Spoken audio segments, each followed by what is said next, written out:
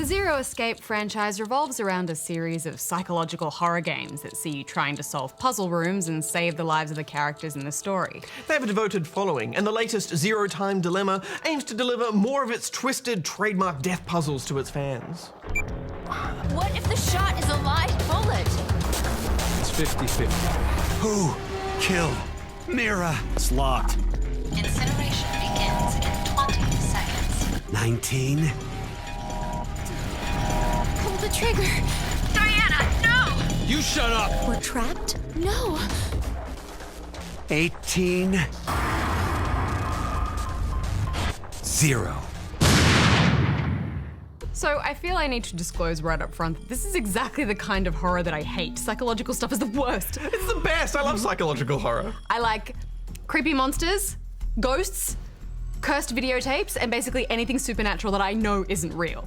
But twisted psychopath masterminds that create torture rooms that slowly kill people off one by one?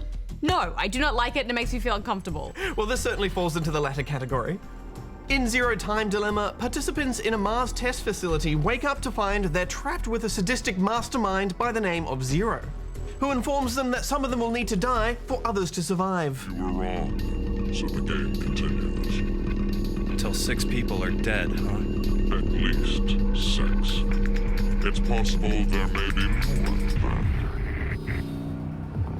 Yes, in order for the 9 participants to escape through the X door, you need a special password. But there are only 6 passwords and 1 person has to die for each of those passwords to be released. The test subjects are divided into 3 groups of 3 and asked to make life or death decisions regarding the other teams that could potentially save themselves. It'll work. Now none of the teams will have to die. Yeah, and this is where the psychology of it comes into play. For example, one of the first scenarios you'll face will see each team being asked to vote to kill an entire other team. If a team gets 2 votes, they die.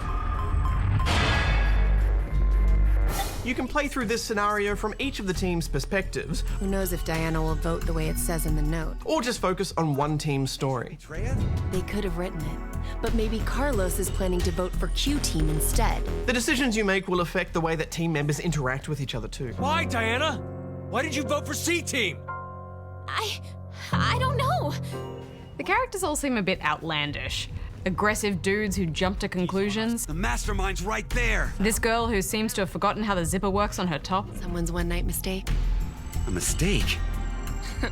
And then there's this kid that has a creepy helmet on with no memory of how it got there. But if we don't do it, doesn't that mean we'll die?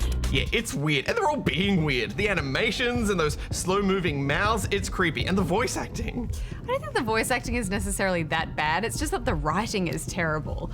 I think with these kinds of Japanese games, I'm totally on board when it's a funny game or there's that kind of quirky comedy to it, but it just doesn't work here. Yeah, you have to get on board or not play this, I think. Every time someone dies, Also, why do we need to cut to individual reactions of all of the characters every time someone says something shocking? It's that kind of shockiness that I think fans of this series will really love, though. Over time, you slowly learn that all of these characters have been put here for a reason. It was because of their support that I could become a firefighter. And each has a story to tell, which they'll reveal if you can keep them alive long enough. Don't worry about me. This is where the real game is for many people, playing through loads of different scenarios and trying to reveal the true backstories of every character. In order to do that, though, you'll need to get your puzzle on, and these are no small puzzles either. It's basically a game full of complex escape rooms you have to solve on your own with multiple steps and choices to make. How did you find the puzzles? I thought they were great and varied in difficulty, which was good. It's a bit of a lucky dip as you're picking scenarios at random, and you never know what puzzle scenarios you'll be faced with or what information will be revealed. But like any escape room, there is a procedural element to it all, as one puzzle unlocks another. Yeah, I enjoyed the puzzles too. I like just being able to focus on those, but then often there's a stress element involved too with the threat of one of the characters dying some horrific death. Stuck inside this incinerator. Then of course, the decisions you're faced with in each situation usually involve picking who has to die. What if the shot is a live bullet? Do you really want Diana to end up blowing your head off with her own hands? There's always some random twisted element involved though, isn't there? Like the one you're choosing to live will actually die, and if you try to save everyone, it usually just ends badly. Yeah. Characters will try and influence your decision too by presenting you with odds and survival rates, But then it guaranteed Fi's death, as her survival rate would be 0. or they might try and sway your moral judgment. It all very effectively adds to the stress of every choice you have to make in the game. And there are countless choices to be made with many different possible variations and outcomes to each scenario. It's a tree of sprawling branches of loads of possible conclusions. Yeah, you could play this for hours and hours and keep going back and trying new and different rooms. Or making new choices to see how things turn out. I mean, usually they turn out deadly. I'll be joining you soon. Wait! Diana! Stop! Ultimately, I just don't think this is a setting I enjoy, Barjo. Well, it is twisted, but I think the stakes need to be high for any of these choices to have weight. Games like this are as much an examination of player psychology as they are of the characters in the game. Very suspicious. And it's definitely one of those franchises that promotes a lot of discussion. Yeah, I mean, I like the diplomatic decisions you have to make in narrative games like The Walking Dead, for example. And sometimes those decisions result in casualties, that's part of it.